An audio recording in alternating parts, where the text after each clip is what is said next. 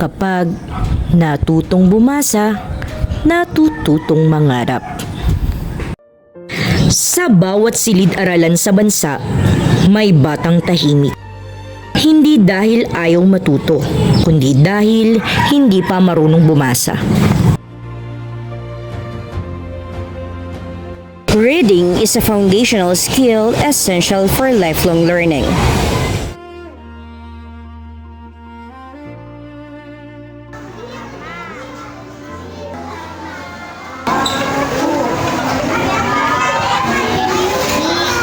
Sa unang baitang, natututo ang bata ng tunog ng titik. Dito nagsisimula ang paglalakbay sa pagbasa. Magaling, ulitin natin. Basahin, responsable. Responsable! Maaasahan na kapitan na namumuno sa isang barangay. Maasahan na kapitan na namumuno sa isang barangay. Palakpakan natin ating mga sarili. Nagpapasalamat po ako na may programa ang DepEd kagaya ng aral program dahil natutulungan po nila ang mga bata na hindi pa masyadong marunong magbasa na matutukan sila sa school para matuto pa rin po magbasa. Para sa aking mga anak, hanggat kaya kong tulungan, lalo't pilit sa kanilang pag-aaral. Buti na lang po at may aral program na para po sa aking mga bata na estudyante po dito sa daerah. Jello, maaari mo bang basahin ang salitang ito?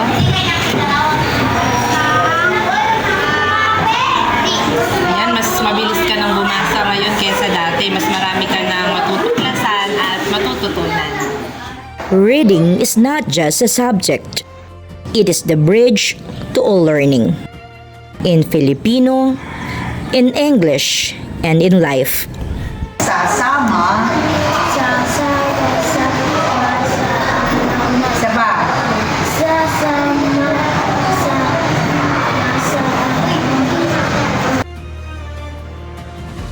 Ipugaw!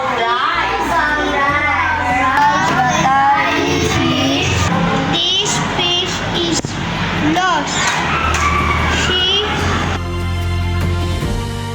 Sa mas mataas na baitang, ang pagbasa ay hindi na lamang pagbigkas, kundi pag-unawa.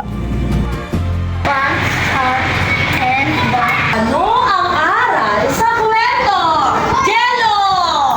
Na mahalaga ang pagsisikap at pag-aaral. Sa pamamagitan ng aral program, ang bawat bata ay binibigyan ng pagkakataon magbasa, umunawa at humabol. Ma'am, gusto naman ang iyong maghapon. Taos, Tapos may aral. yes, kailangan maturuan pa natin. Kailangan nating gawin para sa mga bata. Sabi nga ay hindi lahat ay pare-pareho ang pundasyon. Ang kailangan natin na maiugnay ang kanilang binabasa sa kanilang karanasan sa buhay. At yun nga mama, natututo yung bata na maniwala sila sa kanilang sarili. When a child learns to read, the world opens. One word at a time. Na ngayon ay umasa. Tapos mo umuha sa school ay nagbabasa. Sino nagtuturo sa inyo sa iyong bahay? Very good. Oh, very good. Ano po kaya ang ginawa niyong pamamaraan? At si Jello po ay madali pong natuto. Pagkakarating po na galing school, pinagmimerienda lang po namin. Tapos, pinatutulungan na po namin sa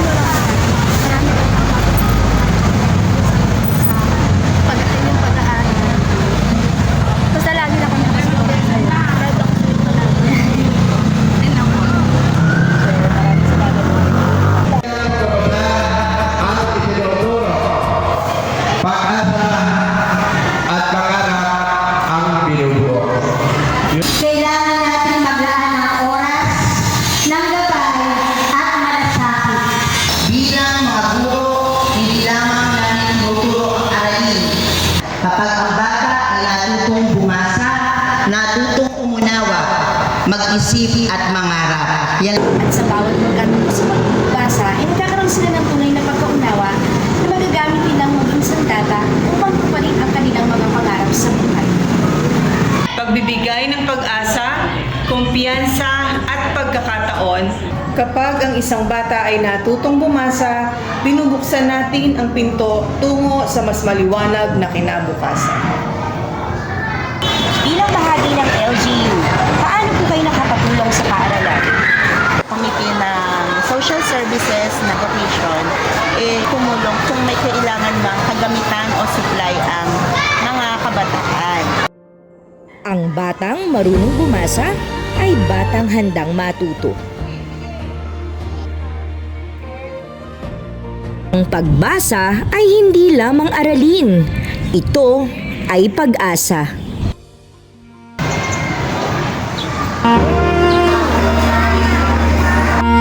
Ako po si Yel Pagkot. Sa Dayap ES, naniniwala kami, ang pagbasa ay karapatan ng bawat bata.